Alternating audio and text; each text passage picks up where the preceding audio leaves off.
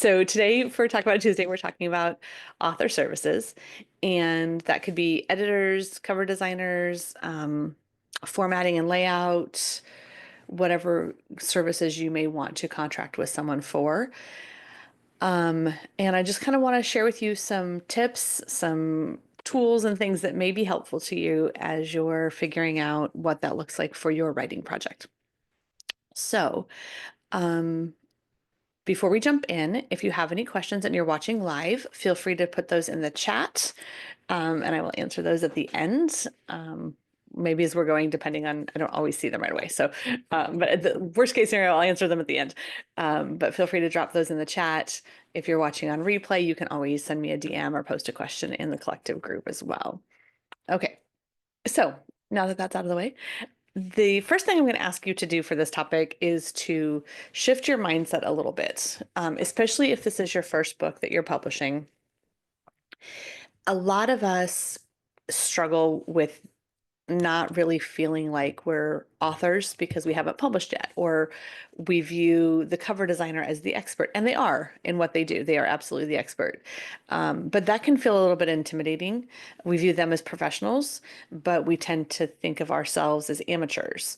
And that's not exactly the case. So this is how I want you to kind of start shifting your mindset.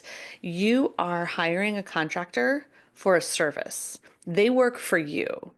That doesn't mean that they're not the professional at what they do. What it means is that you are the employer and they're the employee, if you will. So just like any contractor, if you hired an electrician or a plumber, you expect quality work. You expect clear communication and a contract. So those are all things you're going to be looking for with author services as well, because you are hiring a contractor to do a job. Okay. So you are in charge of your book's production, and it's important for you to set those expectations early. And the reason I say that this needs a little bit of a shift in perspective is because sometimes, again, because we see them as the professional, they've done dozens of books or hundreds of books or whatever, we think that we don't know enough to tell them. But you don't have to understand the plumbing in your kitchen to know where you want the sink to go, right? Like you can tell the contractor, I want the sink to go here. I want it to have hot and cold water. I want it to have a sprayer, and you can give them the direction you need for the sink that you want.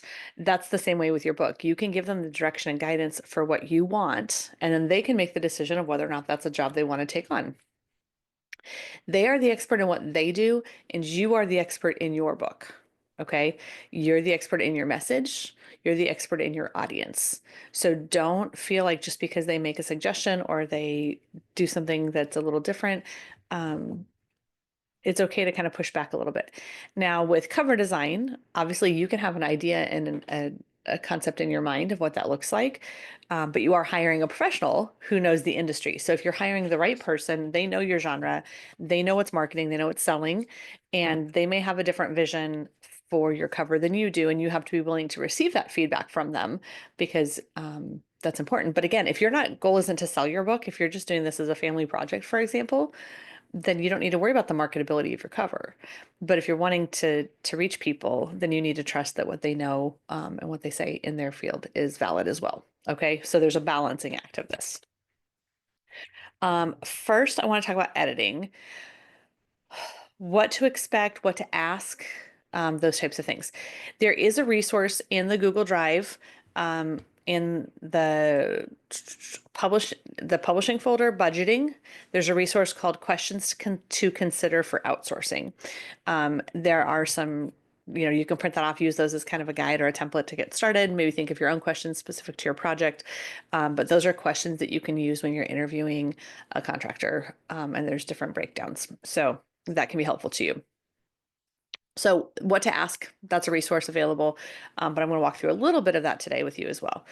Okay, so first, before we jump into that, there's 4 types of editors, and I need you to understand the differences in them so that you know you're getting what you want and what you need. Okay, so the first kind of editing that's usually, and I'm going to give them to you in order. This is the order you should hire them in if you're going to use all 4. I don't use all 4 for my books. I know where my weaknesses are. I know where my strengths are. I have good processes in place for certain things, and so I only use one of these. But depending on what genre you write, depending on your skill set and your experience, that may look different. So I'm going to walk through all four. Developmental editors is the first thing that you would hire. They help with the big picture, the storytelling, the structure, plot. I do think these are really valuable for fiction writers. They can be valuable for nonfiction, depending on what you're writing. If it's memoir, um, that's kind of like in a storytelling way, like a fiction book would be.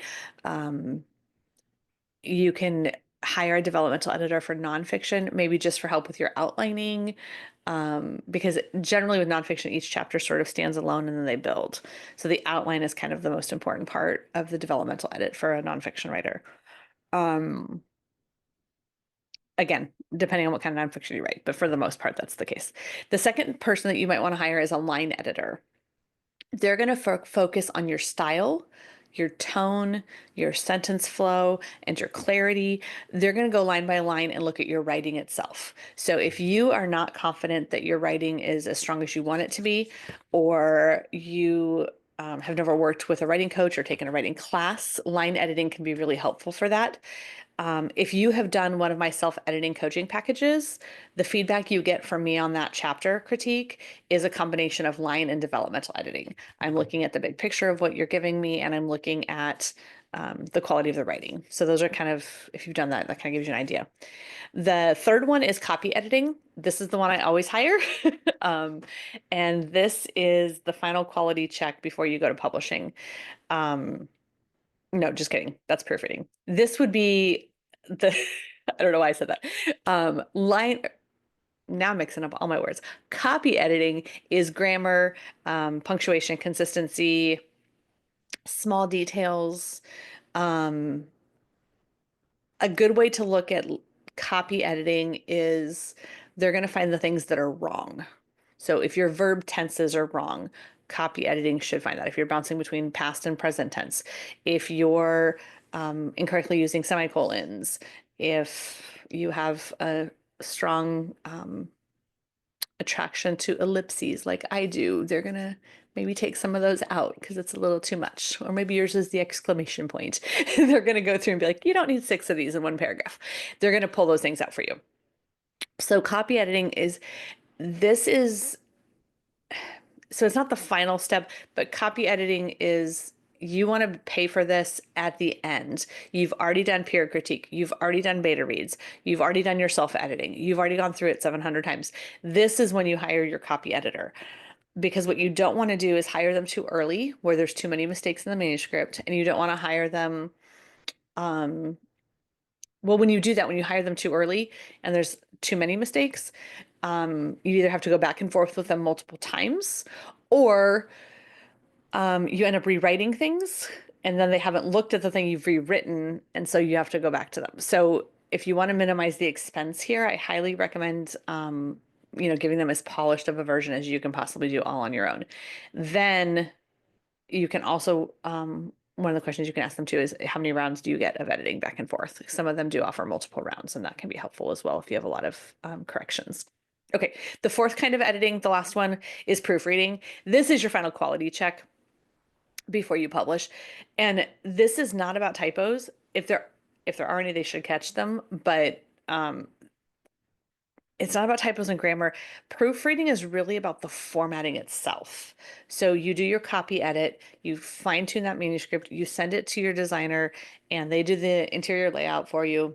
And then you order your proof copy, right? From like the author copy that has like, not for resale.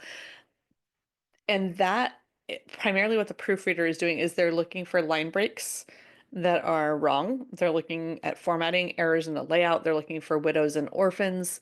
They're looking for maybe where something got repeated. There's different things that can happen during formatting. So they're looking at that part of it.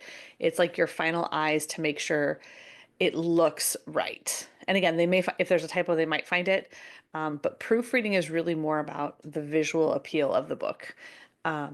So those are the 4 things that you may want to hire someone for. Here are some questions you can ask before hiring. What type of editing do you specialize in?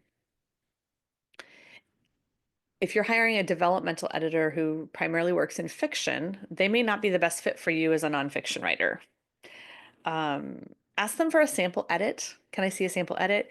A lot of them will offer a few pages of that where you can send them like 2 or 3 pages and they'll give you a sample edit so you can see if they're actually giving you what you're looking for. Because while there's 4 types of editing, they can be a little bit nuanced and different from person to person.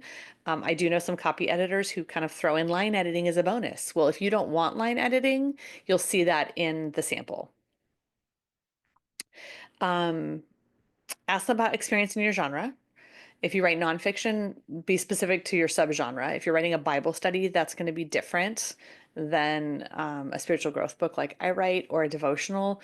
So kind of ask them about what their experience is in your genre and subgenre. Ask about turnaround time. If I had the project to you by the end of this month, when would I have it back? What's your, and that may vary. Some editors might be like, you can have it to me by the end of the month, but I'm not starting on it for 2 months because I have a full calendar until then. So talk about the timeline with them ahead of time. You can ask what they charge. Is it per word, per page, per project, per hour? Different editors work differently. So you want to make sure you understand how that fee schedule works and what the payment process looks like. So along with that, you could ask, is it all due like half up front, half at the end? What is the payment schedule? I do not recommend paying all up front, um, especially with editing because there are a lot of things that happen. I've just heard a lot of stories of writers who've started a project with an editor and it hasn't really gone as smoothly as they'd like. And if you've paid all up front, you're pretty much out that money if you walk away. So a deposit's absolutely reasonable or a split payment plan. Don't be afraid to ask about that and do what you're comfortable with.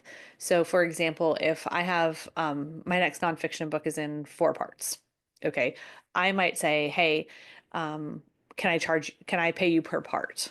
So if the total price is, I'm going to do math easy, $800, can I give you $200 for each part as you return them to me?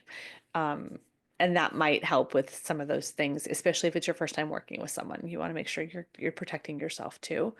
Um, and then I would ask, how do you handle revisions and feedback? Like, what does that process look like? How many back and forths do we get? If you send me my whole manuscript and I make all the changes, do you go through it one more time to make sure I didn't introduce new errors? So you can ask those kinds of questions. You can also ask them if they provide an editorial letter. Some people do a letter and then also in line in the manuscript edits. Usually it's through like a Google Doc or something like that. So you can ask them about that. The editorial letter will kind of be like the overview synopsis, and then the line edits would be like visible to you in the manuscript itself. Okay, so reasonable editing rates. This varies, like you can look at 100 different resources and get 100 different answers. So I'm going to share with you what I have found to be fairly accurate, to give you a ballpark to know if you're being overcharged. And if you're being undercharged, maybe tread carefully because why? Why are they so much under value? Okay, so developmental editing on average, I would say is 4 to 6 cents a word. It is the most expensive editing because it is the most involved and the most work required. So you do pay more for developmental editing. Line editing, that's the style, tone, sentence flow, that kind of thing, is 3 to 4 cents a word. Copy editing is 2 to 3 cents. And proofreading generally falls in that 2 to 3 cents a word as well. But be clear about what you're looking for because some proofreaders, some people who market themselves as a proofreader really are looking for typos. And that's not what that step should be. If you're looking for someone to find typos, that's your copy editor. So kind of be mindful of that. I would not pay 2 to 3 cents a word for someone to just read through my manuscript and look for typos. I would pay 2 to 3 cents a word for formatting checks. So just be mindful of that. Some people charge by the hour. That could be anywhere from $30 to $100 an hour, depending on who you're going with. And some people will charge you by project.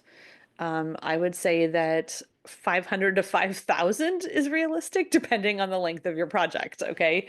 If you're writing a fantasy novel that's, 160,000 words, that's going to cost you more than my little nonfiction spiritual growth book with 120 pages. Okay, I'm shooting for like 30,000. So it's going to look different. Here are some red flags to watch out for. Okay, I think this is really important, and I want to make sure you guys have these to work from.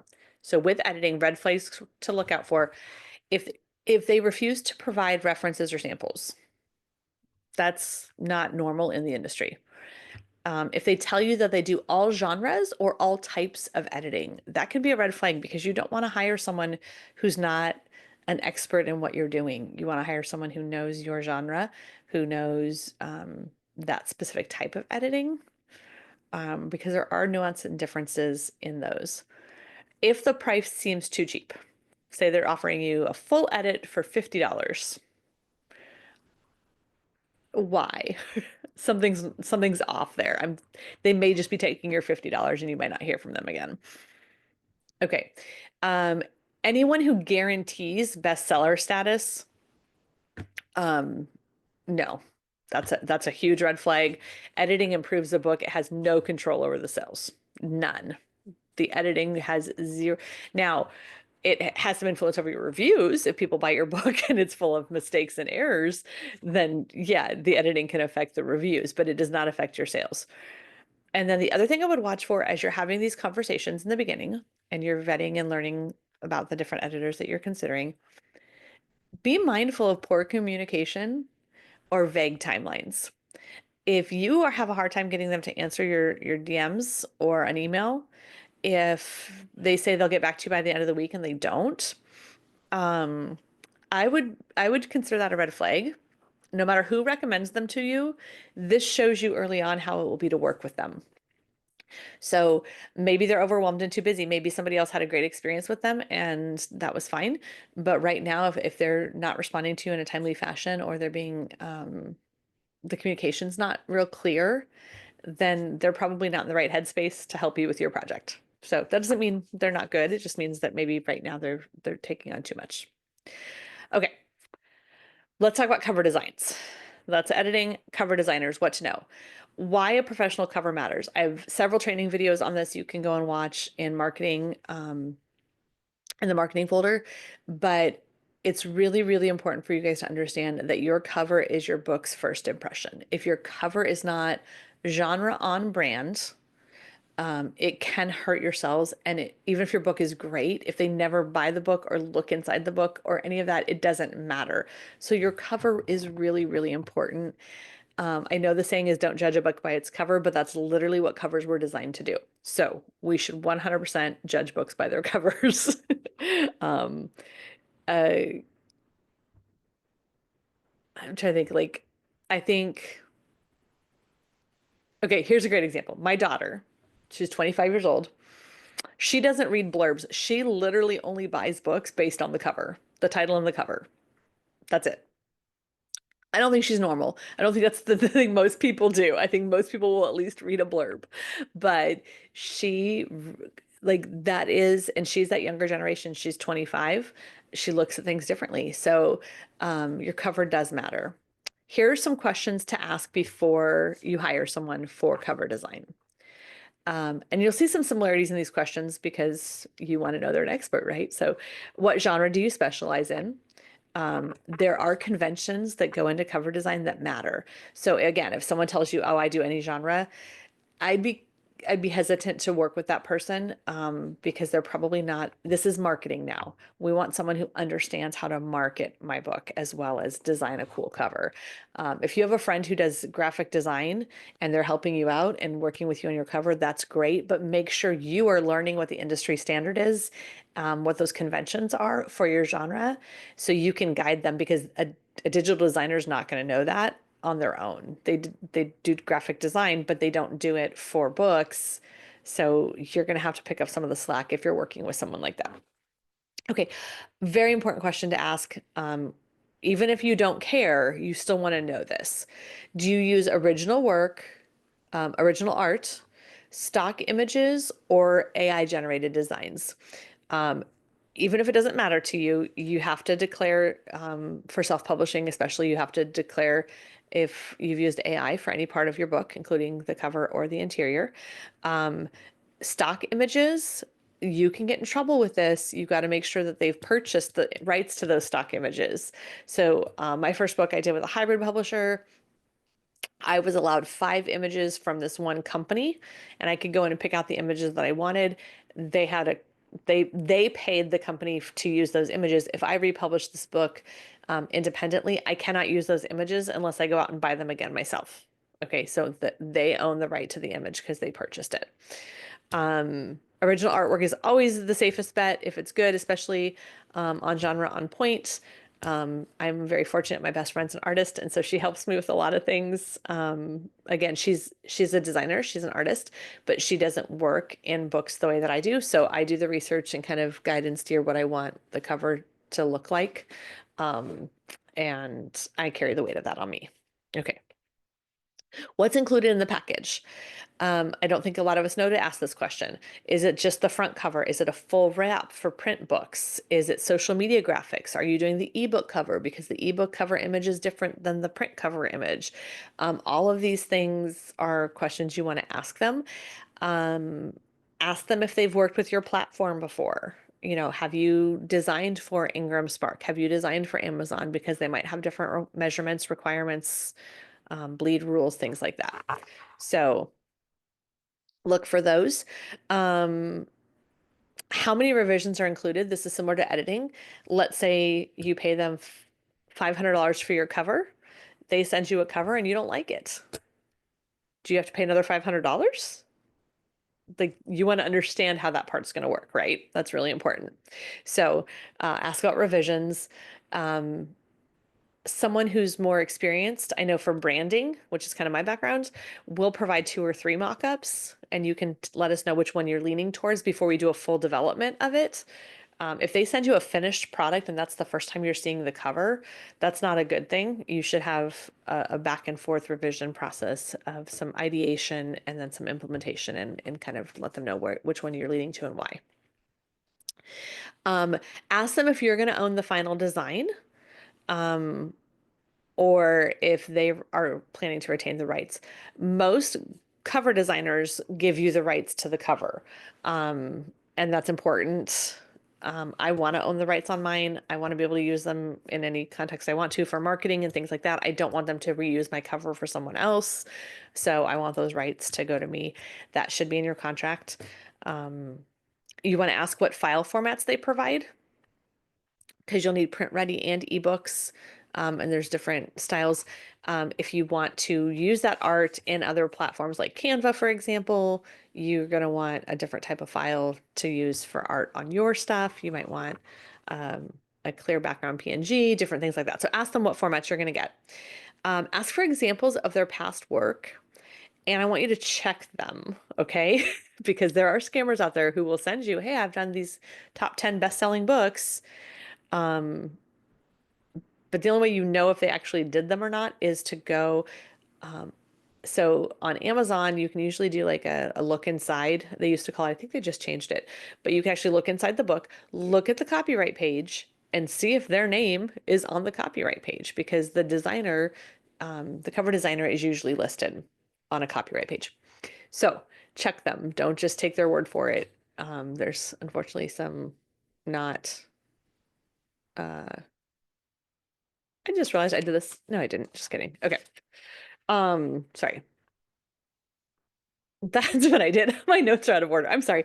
I had another note that went with copy editing that got put in the wrong spot. I'll come back to it. So going back to editing really quick, one question you want to ask them that I somehow put in cover design that should have gone in editing is, what style guide do they use? The industry standard for books is the Chicago Manual of Style. For Christian nonfiction, you also want them to be familiar with the Christian Writer's Manual of Style. That's going to have things specific to scripture and quotations and things like that. So that's a question for editors that I somehow put in the wrong spot. Sorry about that. Okay, let's talk costs for cover design. Pre-made cover. There are websites that have pre-made covers. You can go and pick one you like and buy it. Those are generally $50 to $150. With those, know that that's a pre-made cover that somebody else, so they're going to put your title and your name on it. the cover is already there. They're also going to sell that cover to somebody else with their title and their name. So there's nothing wrong with that. It's not copyrighted in a sense that no one else can do that. So just be mindful of that. But those are a much lower cost. A custom ebook cover. Again, the ebook and the print books have different images. So if you want something customized, custom created, not a template, an ebook cover is going to be 250 to 800. A full print wrap and an ebook, that's both the print. So the wrap is the front, the back, and the spine all together. That's generally what you use for a print book. And then an ebook with that together as a combo package, you can get them usually for 350 to 1500 or more. Depends a lot of what you're wanting for illustration. A lot of fantasy novels and some of the more trendy genres right now, those are running a little bit higher because there's a lot of artistic elements to it.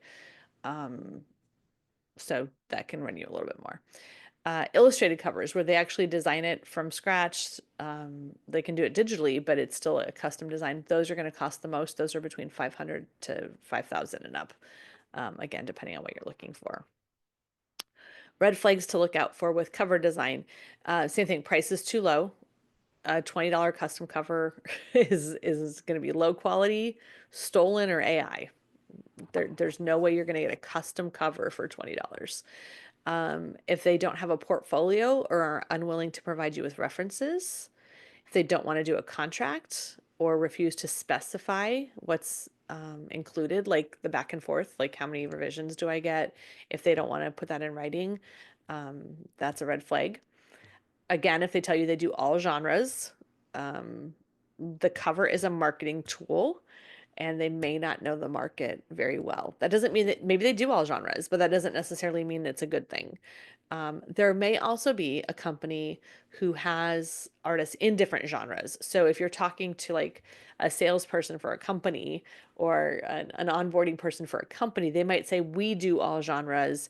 And they might have like someone who does sci-fi and fantasy. They might have someone who does, romance and cozy mysteries. And then they might have somebody who does nonfiction. So that can be true. So just kind of make sure you know what you're asking. And again, I would say the same thing. If there's a lack of communication or long, vague timelines, like, oh, it generally takes us 2 months. Okay, well, generally, what does that mean? Like, what's the longest it's going to take? Like make sure you're asking those clarifying questions, and that should all be laid out in your contract as well. Okay, so we've done editing, we've done covers. Let's talk about the book formatter, the inside. What does a formatter do? A formatter ensures that your book looks professional both in print and ebook. They're going to adjust margins, fonts, headers, spacing, add artwork if you need that. And then they're going to provide you with the files that meet the requirements for Amazon KDP, Ingram Spark, Drafted Digital, whatever platform you're using, they should be familiar with and know those expectations and those specs, and they're going to lay out your book for you. Can you do this yourself? Yes, there are software programs, and you can Google it. I know Vellum is one of them. I think Atticus. So there are some platforms and some software you can buy and learn and do it yourself. If you want, some of this is going to depend on how quality you want your finished manuscript to be. You can do it in Word and save it as a PDF and upload it as a Word document. But there's a lot of nuance in there with page numbering and things like that that you need to know how to do. So hiring a book formatter, they're going to do all that for you. They're going to make sure your page numbers are aligned correctly. So moving forward, as though you want to hire this person, here's the things that you want to ask. What platforms do you format for? What do they have experience in? Is it KDP, Ingram Spark, Drafted Digital? Those are kind of the main ones. There's some other ones, but ask them what they've used and what they're familiar with. Do you provide the files in PDF, EPUB, and MOBI formats? Different platforms have different requirements and expectations. What's included in the price? And this is where again it might vary a little bit. Page numbering, drop caps, fancy chapter headings, things like that. Let me grab a sample here. So this is my first book, and I had my hybrid publisher did the formatting for me. So I had a few elements in here that we talked about. So, like my chapters start a little bit further down the page. They all have a verse. I had these pull quotes that I wanted dropped in. Um, and then on the end of each chapter, there's another pull quote here. On the end of each chapter, there was a 2-page map your journey. This has a background image. Some of it was bullets. Some of it was um, I guess it was just bullets was what we want. So there's bullets on both sides. So, but there's headings and titling. They're going to do all of that. They're going to put the fonts in correctly for you and all of those things. So you want to be clear on what's included. How many revisions? Again, that's a common question.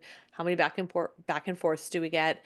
So when they did my formatting, I had a form I had to fill out every time I wanted changes. If it was changes on their end that were mistakes, like a line break from my proofreader or something like that, they would fix those for free. If there were changes to the content, like I was rewriting something, I only had a limited amount of those because they're expecting the formatter should have a polished, finished version.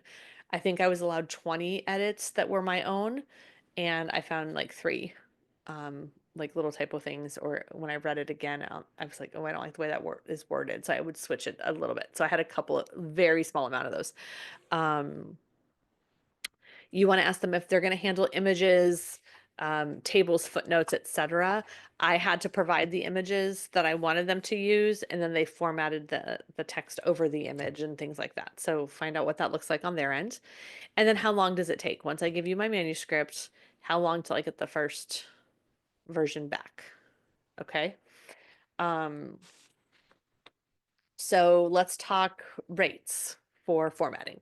An ebook, and there are things with an ebook, you can't just use the same manuscript that you use for a print book as an ebook. The reason being, on an ebook, I can have my font size set to 16 and you could have your font size set to 12. The book needs to be able to adjust for those things. So that's why it's a different format. And to have an ebook formatted specifically, a book formatted specifically for ebook, it's $200 to $1,000. Again, it looks at a lot of its length and how many things like you know, the little graphics and things like that. That's going to look different in an ebook, so that they have to format it differently. Basic interior, just the book itself, the print book, 200 to 1,500. Print and ebook packages, if you can get it together, you're looking at probably 200 to 2,500. I know I said 200 was the low end on the formatting. Some people will do offer a package that's kind of both. So you might be able to find someone at that price point.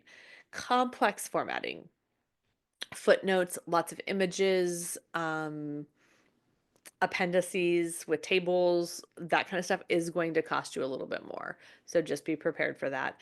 The red flags I would look for with formatting, if they have no portfolio or experience that they're willing to share with you, if they don't guarantee compatibility with major platforms, because the last thing you want to do is get a file from somebody, upload it to Amazon, and it doesn't work.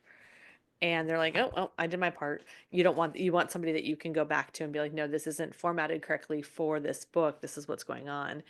Um, Charging extra for basics. So page numbers is a basic thing in a book. They shouldn't be charging you extra for that. That should be included in their price.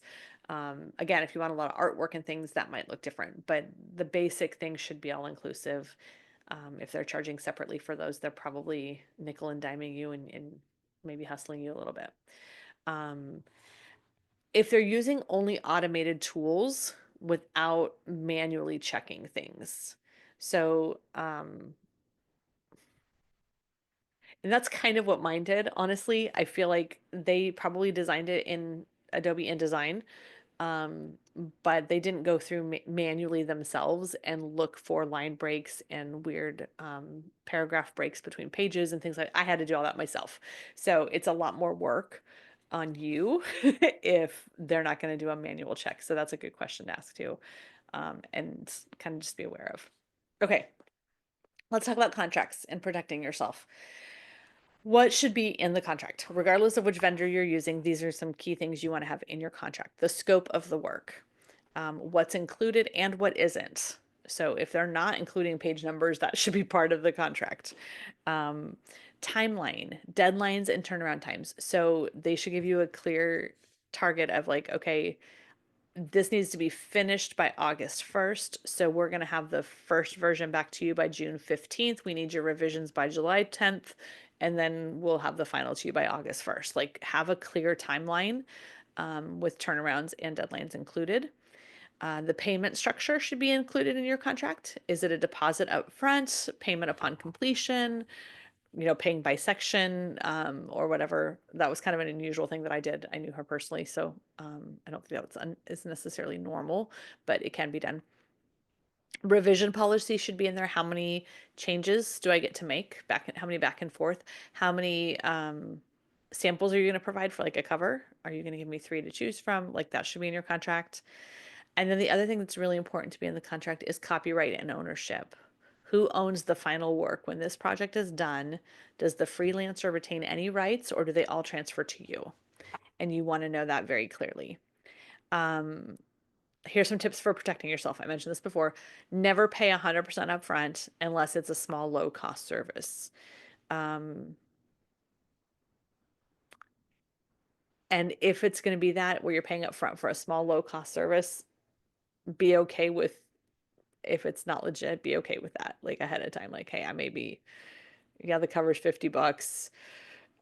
It's worth a shot. If you're going to go there, just go in with your eyes open, okay? Use a contract. It can be a simple written agreement via email, even, but something in writing is always better than nothing. I would not go by DMs. If they only want to communicate via DM, that's probably a red flag. Regardless of the service, I would get something, at least an email. Make sure you keep all of the communication documented. This is a way to protect yourself. Use email, not just DMs, like I said, but save all of that. Even if the stuff that is in DMs, screenshot it if you need to. But make sure you're saving all of that documentation in case there is an issue down the road. And then make sure you're paying with secure methods. You should never do a wire transfer or a Cash App. Okay. Now, an exception to depending on what you define a Cash App as, PayPal is fine as long as they either invoice you or you're sending it to a business account, not a friend account. Stripe is valid. Like, there's a lot of things out there, but make sure if you're using Venmo, PayPal, any of those sort of Cash Apps that double as business, make sure it's being paid to their business account. And this is why. If you have an issue with that contract later, if something doesn't go well, if they don't perform or provide what they say they're going to provide in their service contract, you can notify PayPal that they ripped you off, and PayPal will handle it and refund you the money if it's a business account. If it is not a business account and you're paying someone who's known personally to you, you cannot get fraud charges back. That may apply to banking as well. I'm not 100% sure on that, or credit cards, but definitely with those services, I've seen numerous stories from writers who've done this, and the contractor asked them to pay their personal account because they didn't have to pay the fees that way, so it was cheaper for them. And they chalked up to, oh, I don't have to pay the fees, so it's less money to you because I'm not putting those fees onto you, and everybody wins. They don't if there's a problem. So just know that, because PayPal or Venmo is saying, okay, hey, you told us you knew this person. It can't be fraud because you knew them. You said they were your friend. So just be mindful of that. Only business accounts for those things. All right, final summary wrap up for this. Remember that you're hiring them. Okay, if that's the only takeaway you have today, take that one. Make sure they're the right fit for what you need and what you're expecting. Don't just go with someone because they're the cheapest. Don't just go with someone because somebody else used them and had a good experience. Make sure that you feel comfortable with them as well. Research, ask for samples, get everything in writing. The cheapest option is rarely the best, so invest wisely. And your book is a business. All right. So treat the hiring of these professionals as part of your investments in that business. All right. I want you to just really lean into that. If you have any questions about this, if you have some questions that you've mapped out, you want me to take a look at, any kind of feedback like that, I'm happy to do that. Just let me know during office hours, send me a DM or whatever it looks like. But yeah, so those are the three main things that we contract with. Some red flags to watch for, some questions to ask, and just some information for you to have moving forward. Let me know about your experiences. If you've worked with people before and you've had good or bad experiences, I'm happy to add that into future training. So just let me know. All right. God bless you and have an awesome rest of your day.